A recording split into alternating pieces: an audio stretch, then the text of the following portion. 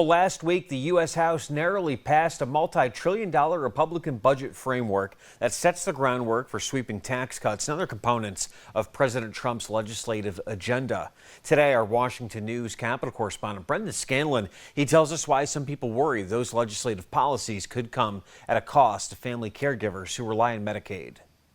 We have a razor. In one of his largest legislative victories yet, Speaker Mike Johnson muscled the necessary support last week to pass a budget framework for President Trump's One Big Beautiful Bill. Democrats continue to blast the plan, saying Republicans will need to cut key programs like Medicaid to pay for Trump's tax cuts and other policies. House Republicans plowed ahead on a morally and financially bankrupt plan to gut Medicaid while cutting taxes for billionaires. Republicans argue the goal is fiscal discipline and rooting out waste, fraud, and abuse. No one has talked about cutting one benefit in Medicaid to anyone who's duly owed. What we've talked about is returning work requirements. So, for example, you don't have able-bodied young men on a program that's designed for single mothers and the elderly and disabled. Leading experts have said that fraud, waste, and abuse doesn't reach anywhere near the $800 billion mark. But president of the National Alliance for Caregiving, Jason Resendez, worries the scale of the potential cuts would go beyond fiscal discipline. Less support in your community, less support in your home, and that could result in more folks being institutionalized because there's a lack of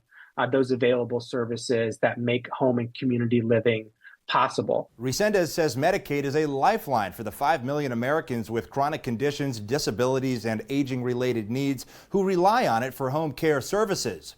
He says investing in it is not only compassionate, it's cost-effective. Home and community-based services cost approximately 2 to 3 times less than institutionalized care. So if we want to save money, the smart thing to do is to invest in family caregivers, invest in home and community-based supports provided by Medicaid. Reporting in Washington, Brendan Scanlon, WENY News.